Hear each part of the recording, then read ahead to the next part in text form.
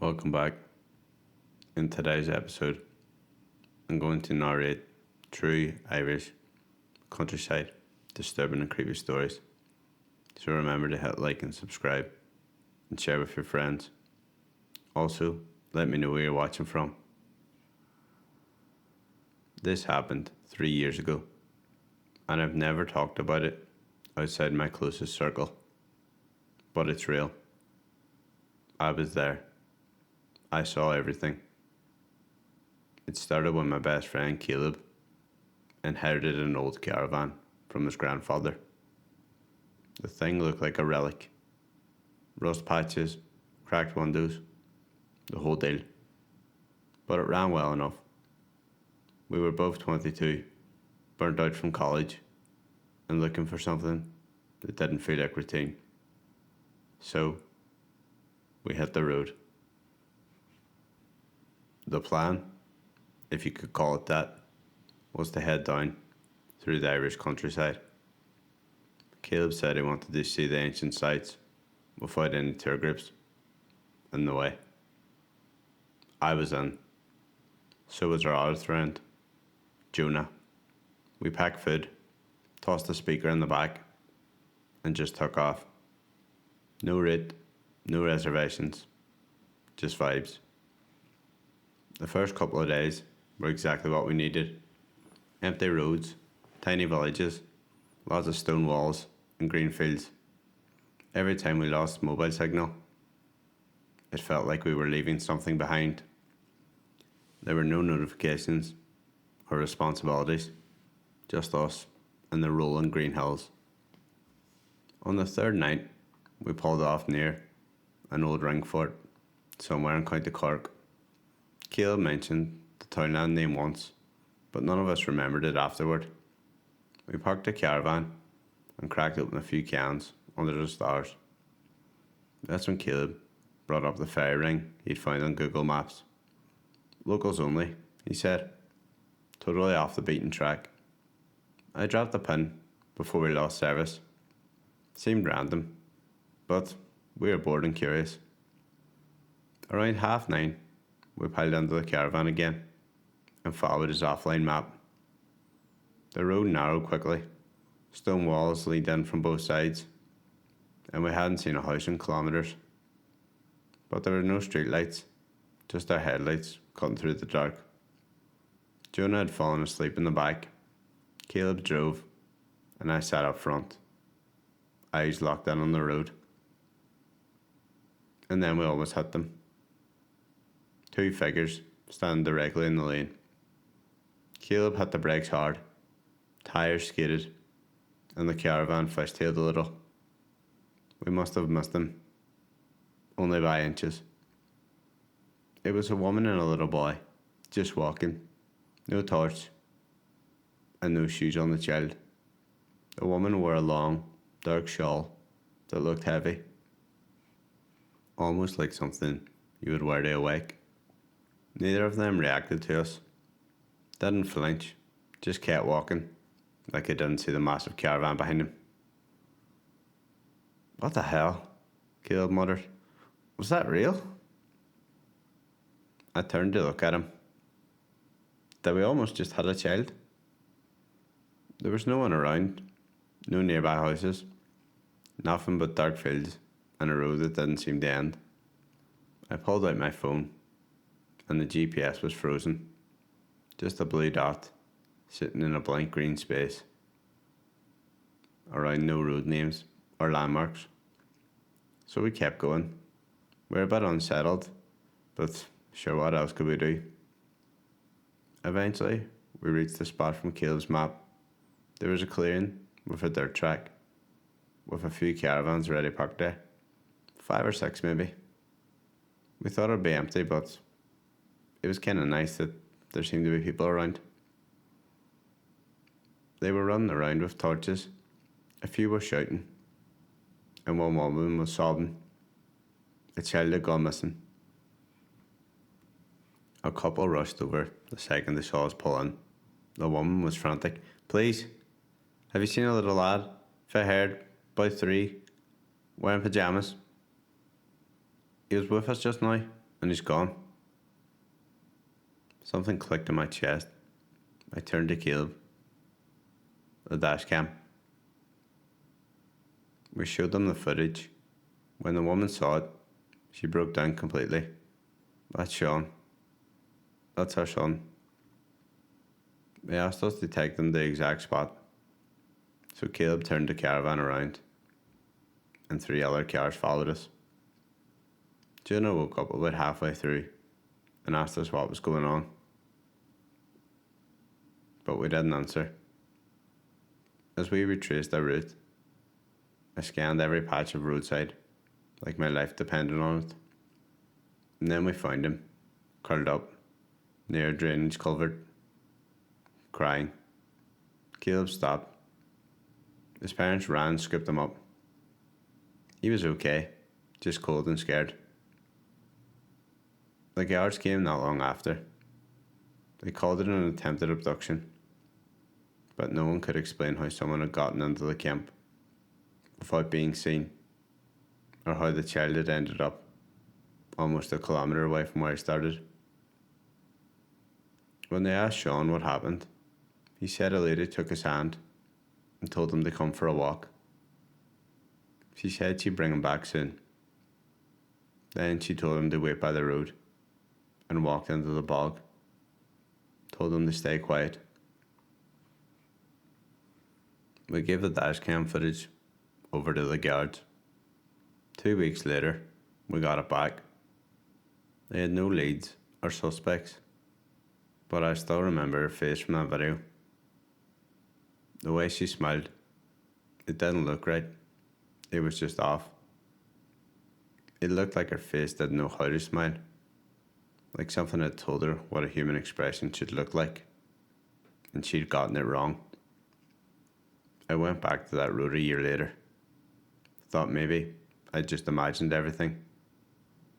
But the turnoff was gone. Brambles had reclaimed everything.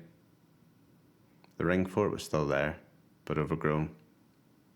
The track now blocked by fallen trees. The pound Caleb dropped in his offline map. It's not there anymore. No history, no coordinates, like it was never marked at all. But it happened, because I know it did. I still have the footage. If you're enjoying these stories so far, I have a quick request. If you've ever experienced something similar, I'd love to hear about it. Drop it in the comments, and if you have a story idea you'd like me to cover next, feel free to share that too. Remember, if you haven't already, hit like and subscribe. It would mean a lot. I was 22 when this happened. Young enough to think I was invincible, but old enough to regret being wrong about it. That summer, my best friend Josh and I decided that we would drive across Ireland. We didn't have jobs lined up, or much of a plan really. Just that we needed to get out, to feel like we were doing something big, before adulthood kicked us in the ass. Josh had this ancient Ford Escort, with dents everywhere, but an engine that refused to quit. So we stuffed it with clothes, a cooler full of sandwiches, a half-dead Bluetooth speaker, and we set off. We were heading west from Dublin, somewhere near the Galway, when Josh spotted an alternative route on his phone. This way's better. It goes through the bog country. Super scenic, and it only adds like 2 hours max. I really should have double checked him. Probably should have asked more questions. But it was early in the morning. I was tired. And it didn't sound too crazy. Just a longer route, I thought. I'm not driving, so it's not a big deal. The road started okay. Quiet, a little winding, but normal. It narrowed the further we went, until we lost the white lines in the middle, and stone walls were pressing in on both sides. The GPS lost signal about 20 minutes in. We figured we'd just keep going until we hit the next village. Then we saw a sign, old and weathered, leaning slightly off its post. Glen Kellyt, 8 kilometres. Josh nodded. Sounds like something from a fairy tale. I just nodded, but my stomach did this little flip. It wasn't a name. It was the way the letters were painted. Jagged, uneven, like someone wrote it with their non-dominant hand in a rush. Still, we didn't stop, just kept rolling. At exactly 8 kilometres, the car stalled. Not like it ran out of petrol. It was 1 second we were moving, and the next we weren't. The engine died without a single noise. No warning lights, no spluttering, just dead. Josh swore and cranked the key in the ignition again and again. The dashboard lit up. The battery was fine, but all we got was that dry, echoing click. So we got out and popped open the bonnet. Nothing seemed wrong. There was no smoke or obvious leaks, but the engine wouldn't even try. That's when we realised how quiet it was. Not peaceful, but completely dead. Like someone had mute on the whole world. No birds, no insects, not even the wind in the grass. Josh muttered something about trying to walk to the village.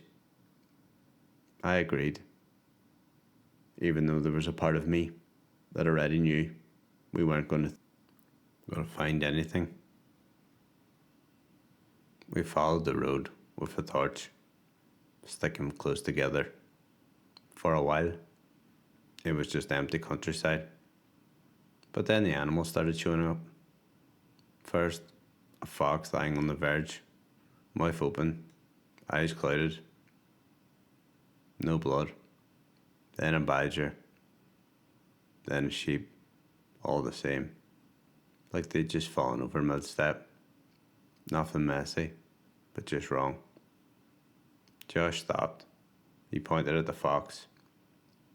Same white patch on the ear, he said. Same patch. That's the same fox. A few minutes later, we saw it again. And again. Like the road was in a loop. And we were too slow to notice until now. We're not getting anywhere, Josh said. This is mad. I nodded. We turned around. Except now, the path back didn't feel familiar. The bends were different. The walls leaned differently.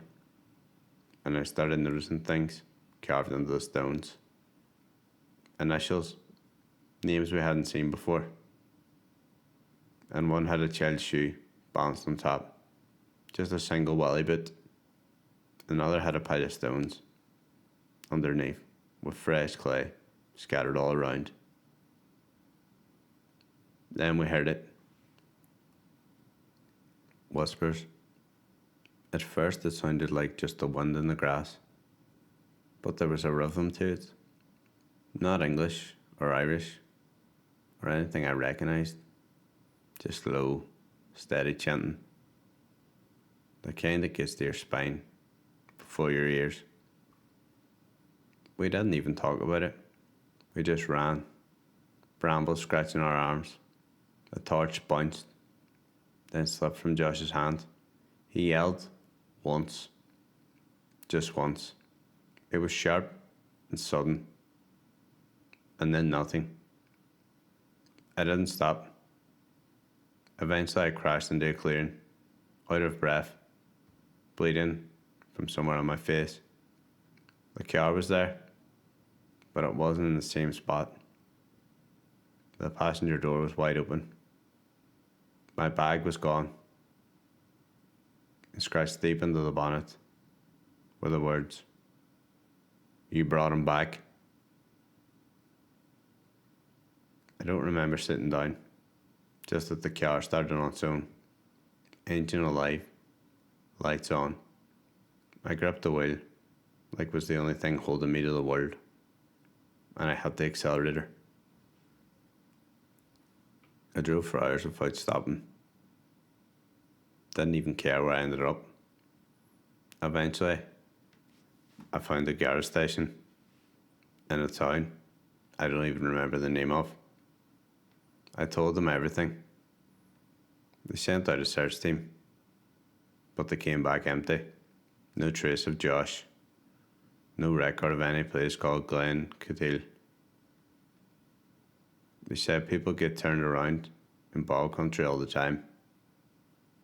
They made it sound normal. It's been a few years now. I don't hike. I don't camp. I don't even venture out anywhere close to the bogland. I moved to County Mayo a few years back when I took the job in the Gardaí. Didn't really have much tying me down where I was, and the idea of wide open countryside and quieter roads appealed to me, at least at first. The truth is, this place isn't as calm as it seems to be from the outside. Sure, it's got scenic views and postcard perfect landscapes, but under all that, there's a lot of weird stuff, sad stuff, and dangerous stuff. The kind people in the villages don't actually like to talk about. Out here, you don't just write tickets or patrol school zones. You end up wearing every hat in the book. One time, I pulled a body out of a bog hole that had been there long enough to not look human anymore. You stop flinching after a while. You adapt. But ultimately, it does something to your head. My way of dealing with the pressures have always been the same. Get behind the wheel and drive. Doesn't matter where. Just put on some old playlists, hit the back roads, and let the kilometres drain whatever tension's been sitting in my chest. This is what led me to the local car group. It wasn't official or anything, but just a bunch of gearheads and weekend warriors who like to cruise and swap stories. One of them was a guy named Paul. At least, that's what he told me. The Paul I knew was easy to be around, clean cut, always smelled like motor oil and leather conditioner. Spent more time under the bonnet of a souped up Honda than he probably spent sleeping. We did one late night run together through the ring of Kerry. Mist rolling over the roads like smoke, headlights catching glimpses of sheep in the fields, and tires humming against the tarmac. It was one of those surreal drives where you completely forget about everything. We said we'd do it again, so when I got a message a few weeks later, "Been a while, you free for a drive sometime?" I assumed it was him. I actually had the weekend off, and nothing urgent hanging over me. So I texted back a time. The reply came quick. "Perfect, let's make a trip out of it. Maybe even find a stone circle to explore." I hesitated at that. Paul wasn't really the hiking type. He used to joke that the only mountain he liked was under his tires. I scrolled up in the chat, checked the number, and then I seen it. Different number, different photo. That wasn't Paul from the car club. It was another guy I'd met way back, 5, maybe 6 years ago, during college. One of those mad festival weekends, full of noise, bad cider, and bonding with strangers you honestly expected to never see again. He was a photography student back then, I think, and did nature shots, stone circles, abandoned cottages. We stayed in touch in the background noise kind of way, likes on Instagram, the occasional message about a new album that dropped. that sort of thing. Honestly, I should have just backed out, but something in me said, don't. I'm not sure if it was guilt, boredom, or just the need to feel something different for a day. So I went through with it. We decided on a stone circle near the Cork border. Remote, but it was supposedly ancient. I picked him up at the cycle bus station. I almost didn't recognise him. He looked like he'd lived rough for a while. Hair was long and greasy, and beard was uneven, like it had grown out of neglect. His jacket was heavy duty, the kind you would see construction lads wearing on sites, but now it was completely worn thin. His boots were caked in dry mud, and his rucksack looked like it had been dragged through hell. And then there was the smell, like sweat, damp fabric, and peat. It reminded me of the folks we find sleeping rough under bridges. But he smiled when he saw me. There was this spark in his face, like he really meant it when he said, "Man, it's been too long." I nodded, told him to throw his bag in the back. We made a quick stop to grab some supplies: water, protein bars, a lighter, and just some basic hiking stuff. That's when he mentioned the different circle. Said it was better than the one we planned. A hidden gem, he called it. Not on any maps. Follows an old moss path. He said he would get way better photos. I pulled it up on Google Maps. It was out there alright. Past the last paved road. Barely even a blip on the screen. But legit enough. I've patrolled worse, and the remote didn't scare me. We drove out of the village, past the mobile towers and petrol stations, and tarmac, until the road gave way to dirt and gravel. Eventually we stopped next to what was once an old cottage, now just a pile of collapsed stones. The pathhead wasn't even a proper track. It was just a narrow gap in a hedgerow, choked with brambles. No signs, and no mobile signal. He took the lead. I followed. At first it was okay. Quiet, kind of pretty, in a forgotten countryside kind of way. He talked the whole time, but not to me, more like out loud. He rambled about jobs he had: construction, landscaping, kitchen work. Said his girlfriend left him. Said people didn't understand what it meant to stay grounded. Then, as we climbed over a stone wall, he asked, "If someone turned on you out here, how would you handle it?" He said it like he was asking about the weather, but I answered it with my voice steady. "Stay calm, keep your eyes open, always have an exit." He nodded, didn't say anything else, just kept walking. But I kept thinking about what he'd said. We crossed an old rusted piece of farm equipment, maybe part of an old thresher.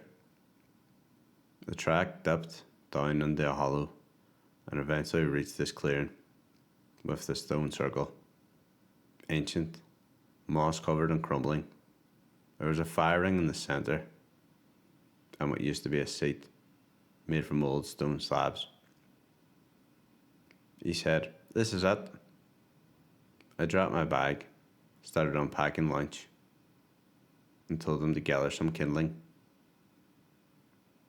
That's when he opened his backpack. First, a coil of rope, then a hatchet, then 2 knives. One, a long serrated survival blade. He laid them out neatly, like he was preparing for something more than just a campfire. I didn't flinch or move. I just made note of it. I unclipped my own knife, a folding one I always had in my belt, and placed it beside the food. Calm, but deliberately. He looked at it, then at me. Oh, you brought one as well? That's when I knew he hadn't expected me to be ready. He stood up, grabbed the axe, and walked into the bog. I didn't eat or sit down. I just stood there still, listening. Every sound felt like it was crawling up my spine. When he came back, he had branches in one arm, the axe still in the other. He looked at me and said, "I'm sorry." My hands curled into fists. "I'm sorry. We're out here alone with knives." Then slowly, he stepped toward me and said, "Maybe we should hug." I kept my voice steady and said, "Nah, let's get the fire going, eat something, and recharge." He stared for a second, then turned and walked back into the bog. That was it. I packed up fast. Said the wood was too damp. Time to head back before the weather turned. He didn't fight me. Just nodding. Quiet now. The walk back felt slow. His whole energy had changed. He muttered to himself, half-finished thoughts about being used, about betrayal, about how people only call him when they want something. I stayed between him and the bog edge, but always moving. When we got back to the car, there they were, people, a couple of families, loading kayaks into a trailer nearby. I didn't even try to hide my relief. He looked at me and asked, "You driving me back?" I just shook my head. "I have to go. Sorry." He just nodded. I got in my car and drove until I hit a major road with actual traffic. I stopped in at a petrol station. I locked my doors and sat with the engine running for what must have been an hour. That night, I blocked his number. I didn't delete the message though. Instead, I called someone who knew him better. Told him what happened. Everything. The knives. The question. The apology. He listened and said Paul had been slipping lately. Isolating. And stopped responding to family. Rumours of a breakdown. I told him that someone needed to step in. Seriously. A couple of weeks passed, and I got a message. He's in therapy and on medication, trying to get better. I told him I was glad. And I was. But I also meant what I said to myself the whole drive back. He's never getting in my car again. Not here. Not there. Not anywhere. I'm 32. Been hiking since I was a teenager. I grew up just outside of Kilkenny, where there's enough countryside to get lost in, but not so much that you really can. My dad took me on weekend walks when I was little, and it just stuck. There's something about being out in the hills with no phones, just a crunch of leaves underfoot, and focusing on your own breathing. I always find peace in it, which is why what happened last autumn still keeps me up at night. It was a simple idea.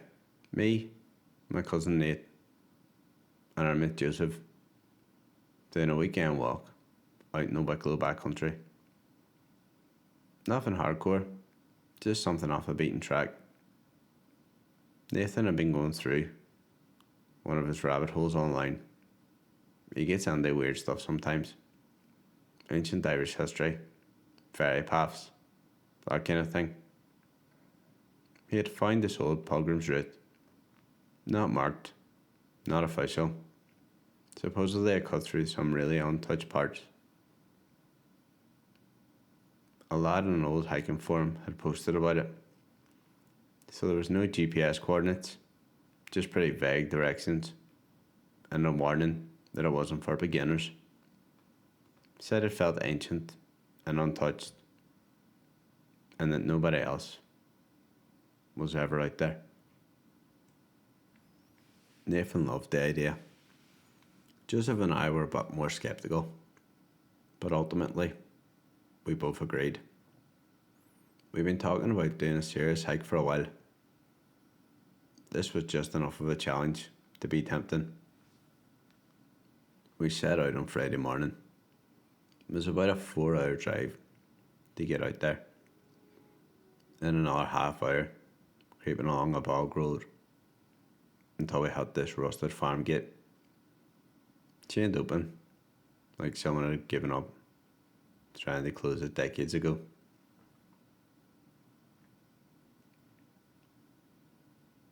We loaded our gear, rucksacks, sleeping bags, and tin food, and took off walking. At first, it was kind of perfect. Stone walls close together, track barely more than a muddy thread through the gorse, grass growing up the middle. It felt like we'd step into some forgotten, but not romantic, in an Instagram-worthy kind of way. More like someone had locked the door behind us without telling us. About 2 hours in, I realised the countryside was too quiet. Just the soft thump of our boots and the occasional clink of Joseph's water bottle against his backpack. I mentioned it lightly, and Nathan just shrugged. Guess it's just that kind of place. Joseph didn't say anything. We kept going. We reached the clearing around 4:30. Nathan had spotted it on satellite view. Just a bald patch of ground tucked into the crook of a hill. When we stepped into it, the hairs on my arms stood up. The space felt wrong. Not dangerous exactly, but like walking into a room where someone had just had a fight. The tension was baked into the air. 3 stones were arranged around the fireplace, blackened and cracked, but long unused. There were no signs of fresh ash, just moss-covered rock and the faint lingering smell of turp and damp earth. We set up camp. Nathan made jokes about fire rings. Joseph kept checking the tree line, like he expected something to walk out of it. I pretended to be fine, but I kept catching myself glancing over my shoulder as well. We ate beans and chips and passed a bottle of whiskey around until it got dark. The fire we managed to build was pitiful, barely more than a flicker. The wood wouldn't catch right. It wasn't damp, but it just didn't want to burn. That night, I didn't sleep much. My tent rustled now and then, and at one point, I swore I heard someone, or something, walking around the edge of a clearing. Not stomping, not sneaking, just pacing. I sat up, holding my torch and knife, listening until the morning. None of us said much over breakfast. We left our tents and gear behind and went looking for the stone circle Nathan had seen on the map. The view when we found it was stunning. Nothing but hills, no smoke, no towers, no signs of life.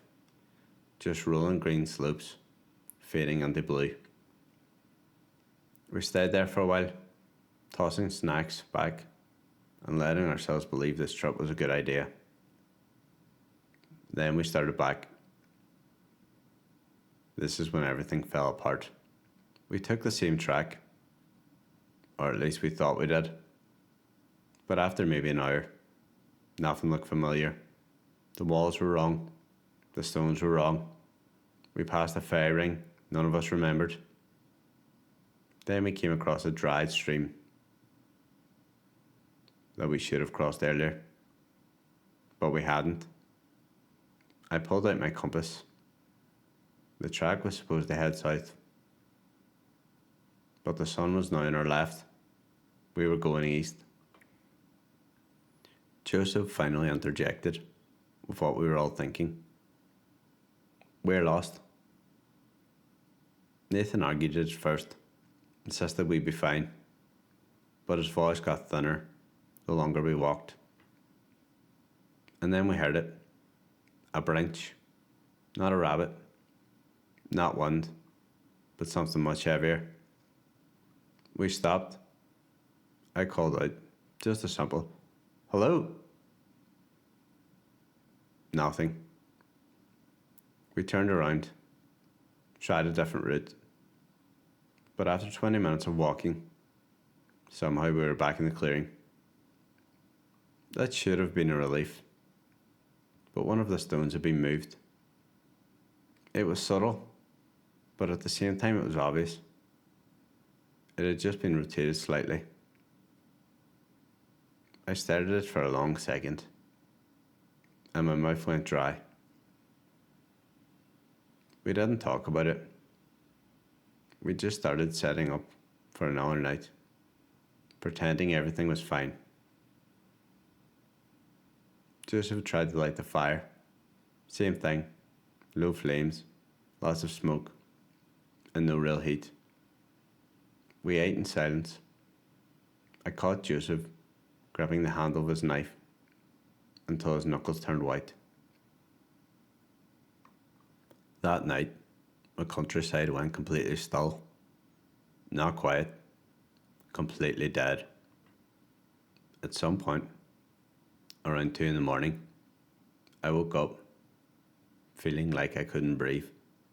Not a panic attack, not fear, just this weird, crushing stillness, like I'd been buried alive. I got out of the tent. The fire was out. Nathan and Joseph's tents, zipped up tight. I clicked on my torch. It flickered once, then steadied. That's when I heard the footsteps again.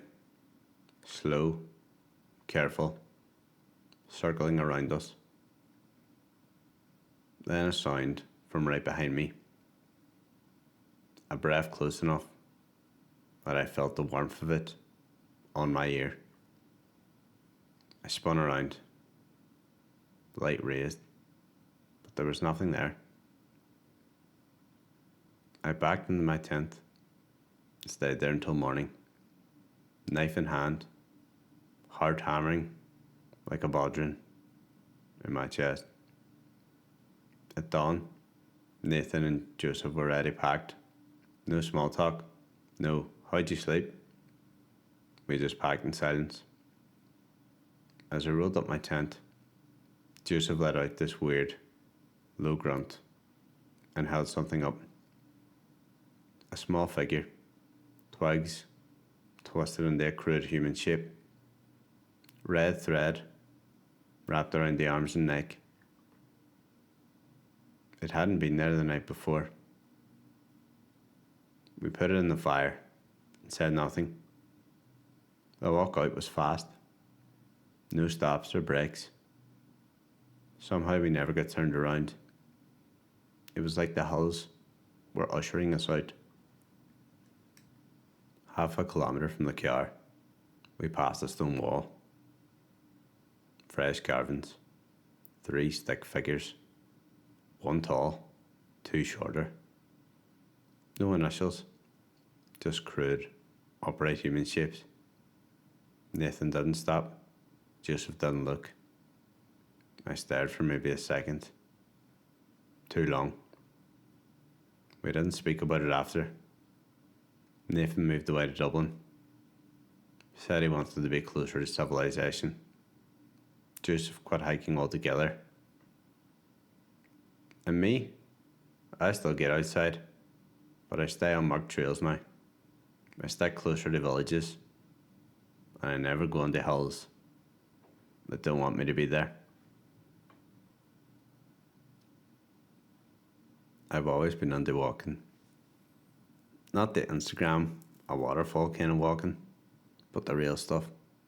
Long tracks, no mobile signal, carrying everything on your back for days. I grew up in a small village, not far from the Wicklow Mountains, so the hills were pretty much my second home.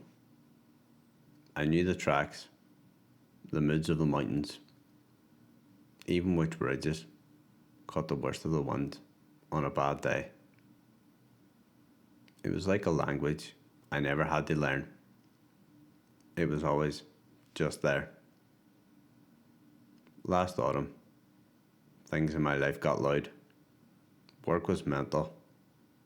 My sister was going through some drama that I had got dragged into, and my brain felt like it had been buzzing non-stop for weeks. So I decided that I needed to check out for a bit. I planned a solo walk, just me, 3 days, and a remote loop trail outside of Glendalough.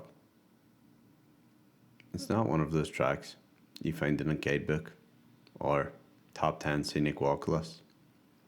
This one was barely marked, more like a whisper between stones than an actual path. It was mid-November, cold enough at night to bite, but it was alright during the day. The forecast said dry skies, which meant I could pack light. I started at this old forestry gate down a road that nobody maintains anymore. There was no signs or no people. It was just in the countryside. I'd mapped everything out, packed carefully, even left a note in my dashboard, just in case. Not because I thought I'd need rescuing. I'd done harder walks. But I was just the kind to always be prepared. The first day went exactly how I needed it to. Quiet, a little misty, that perfect kind of damp air where everything smells like turf and heather. The track followed a ridge, and I got some gorgeous views of the valleys below, all rusty red and dull gold. I saw a few sheep, scared off some rabbits, and watched the hawk circling way above me. Classic solo walk stuff. By evening, I found a nice flat spot near a stream and set up camp. There was no phone signal there, but honestly, I think that was the goal. The second day was when things started to feel off. Not I saw a ghost off, just a shift. The kind you don't notice right away, because it just creeps in. The landscape changed first, got older, wilder, the stone walls darker, almost blackened looking. The tracks started fading in and out until it was less of a path and more the memory of one. I was using landmarks to navigate, big moss covered stones, a bent hawthorn, stuff like that. Then I realised how quiet it had gotten. Not just peaceful quiet, this was dead quiet. No birds or rustling grass, no breeze. Just this heavy, smothering silence that felt wrong. I told myself it was just the valley acoustics. Maybe the wind couldn't get down that far. But deep down, I knew better. This wasn't just nature being calm. It felt vacant, like the countryside was holding its breath. Then I saw it. Stone circle. Not a tourist site, just this ring of standing stones. 20 feet off the track, down a little steep slope. If I hadn't gone sideways at the right moment, I definitely would have missed it. It was weirdly perfect. Circular, ancient. Some stones covered in an ogham script. No modern additions. No signs of recent use. Just a forgotten little circle in a place nobody should have ever found. Naturally, I went down to check it out, because why not walk straight into the sketchy thing in the creepy hills, right? I figured maybe it was old or historic, but it was definitely interesting. I sat in a fallen stone nearby, had a snack, drank some water, tried to enjoy the stillness, but something about the air felt heavy, like the pressure had changed, like the atmosphere was pushing down just a little too much. That's when it shifted again. The silence didn't just feel quiet. It felt aware, like it was watching me. Not in a paranoid walker way. In a deliberate way. It was like the hills wanted me to feel how alone I was. Like they were proving a point. I stood up fast, trying to shake it off. Told myself I was being dramatic. Probably hungry, tired, or whatever. I grabbed my pack, turned to leave, and then I heard it. My name, echoing from the stones, not whispered. It was inside my head, like someone had leaned right into the center of my brain and just said it. Calm, direct, personal.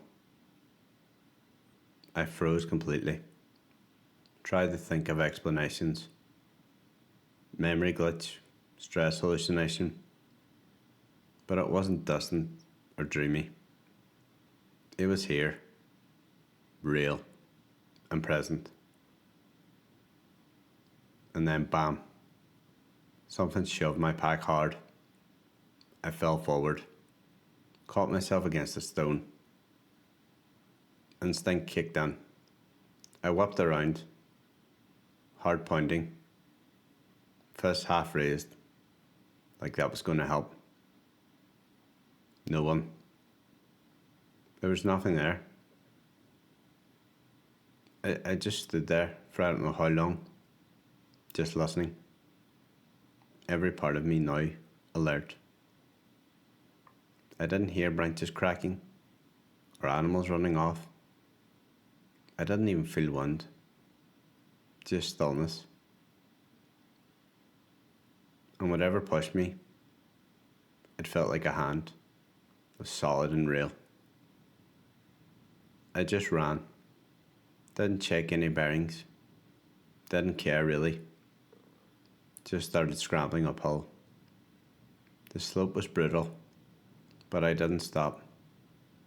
My legs were burning, and I slept more than once. Got mud on my hands, and tore my jacket. But I didn't care. I had to get up. Out. It felt like the ridge was pulling away from me. Like I was running in place. But I kept moving, climbing, and glancing behind me. Like something might finally show itself. But of course, nothing ever did. I hit the top and kept going. Didn't rest. Didn't eat. I'm not even sure, I thought. Just followed the ridgeline until the track showed up again. Even then, the silence didn't lift. It followed me all the way back to the bog road, all the way to the car. I didn't stop walking until the engine was on and the doors were locked. I drove 50 kilometres before I felt like I could think straight, and eventually turned on the radio. I don't talk about it much. You tell someone you heard your name inside your own head and got shoved by something invisible.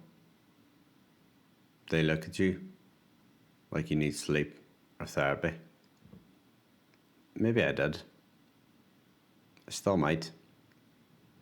But I know what happened. It was real. Whatever was down there. It wasn't curious. It wasn't lost. It didn't want company. It knew me, knew my name, and for one long, terrible moment, it decided to let me know it was there. I still walk, still love the mountains, just never alone, never go anywhere near Glendalough. This happened last October, and I haven't been able to forget about it. Not completely, at least. Aoife and I both had a wall. She's a trauma nurse, works rotating shifts in A&E, where every hour feels like an emergency.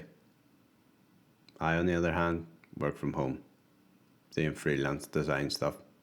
Logos, pitch decks, UX mock-ups. Our schedules rarely lined up, and when they did, we were usually too burned out to enjoy. It was like we were always missing each other in passing, like flatmates more than a couple. So when she said, let's disappear for a few days, I didn't really need to hear the rest. I just said, yeah, let's go. She found this walking campsite, deep in sleeve blooms. Not an official campground, just a spot she heard about from a patient's cousin or something. One of those places you can only get to if you knew it existed, or were actively trying to vanish for a bit. We packed light, too light, one oversized borrowed tent with a few questionable poles, a camping stove we never used before, and a mismatched mess of vegetables, and a kitchen knife so dull it even struggled in the butter. I think we wanted to feel like we could still do things the hard way, like life hadn't made us too soft or too dependent on apps and supermarkets. So we drove 3 hours from home, through a village I don't remember the name of, just a pub and some boarded up shops. Eventually we pulled off onto a grass verge next to a rusted gate that was covered in ivory. That was our parking spot. The track itself, well, if you could call it that, was more of a scar in the landscape, just wide enough to walk single file. But we kept going. The air was dense, and there was this stillness in the countryside that didn't sit right. I kept glancing behind us, like we missed a sound, but there was nothing there. Just that quiet, crushing kind of silence that makes you feel like you're being listened to. It took about 2 hours to reach the ridge. The spot was pretty, in an untouched kind of way. No fire ring, no signage, just a mostly flat patch of ground next to a slope that dropped onto a wooden bog. Aoife stood near the edge, looking at the trees. It's perfect, she said, and dropped her backpack. So we set up camp. The tent barely fit the space, the ground uneven. We spent more time trying to stabilise it with rocks than doing anything else. Then we tried to cook. The camp stove just about made it, and we managed to soften up some courgette and carrots in a pan. It tasted like watery nothing, but we pretended it was nice.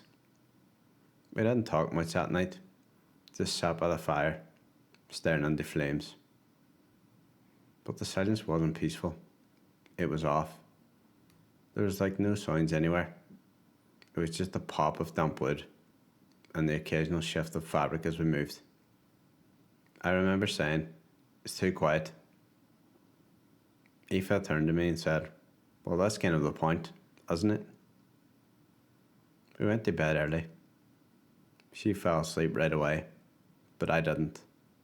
I lay there staring at the ceiling of the tent, waiting for some sound, any sound. But when it finally came, I wasn't ready for it. Grass crushing, not fast, one slow step after another. The kind of movement that didn't belong to an animal. It had a rhythm, like someone pacing. I didn't move, I just listened, heart beating out of my chest. Aoife breathed softly close to me, completely out. I kept telling myself it was nothing, a badger, or maybe a deer, but I couldn't convince myself, but I needed to. Eventually, I forced myself to close my eyes and drifted off. In the morning, I stepped out of the tent and immediately noticed something. The ground about 30 feet away was different, not dug up, but marked, a long narrow drag line in the peat, like something had been pulled. Not a tire, not animal tracks, just one smooth groove leading away into the bog. I pointed it out to Aoife. She looked at it, then looked at me. "You probably dragged your boot or something," she said. I hadn't. I knew I hadn't, but I didn't push it. We spent the afternoon exploring the ridge, looking for other tracks, or maybe a better view.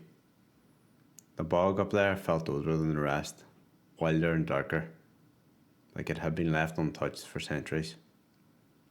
Eventually, we found this stone formation that made us both stop. A wide outcrop shape, like a dolmen. Not a natural arch, something built and collapsed, like an old burial chamber or shrine. It felt wrong. I stepped closer, half curious, and saw something inside the hollow, white, arranged, a spiral about a foot across, made from small bones, birds, rodents, something with a long vertebrae, clean, bleached, and perfectly placed. Like whoever had made it had taken their time. Definitely not random. It was deliberate. Aoife stepped back and said, "Nope, we're done." We didn't talk the whole way back to the camp. That night, I couldn't sleep at all. I kept the torch in my hand just in case. Sometime after 3, I heard it again. The footsteps, slow and measured. They weren't close, but they were walking around the tent. Wider lips this time. I clicked the torch. Nothing. I opened it to look at the batteries, but they were fresh. And then I heard the whispering. Not in the grass, not from outside, from underneath. It was like the peat was breathing words, faint, garbled syllables, like someone whispering through a wall of soil. I froze. Then I felt the tent shift. Not a breeze, not the wind. Slow movement rising from below. The ground under Aoife's legs bulged slightly, like something underneath was pushing upward. Her eyes flew open. She grabbed my hand, and I grabbed the knife. Useless, but it felt better than nothing. Neither of us said a word. We just ran out of the tent, barefoot, half-dressed, crashing through the gorse, the cold barely registering. We ran until we hit the orange tape Aoife had tied to a hawthorn near the car.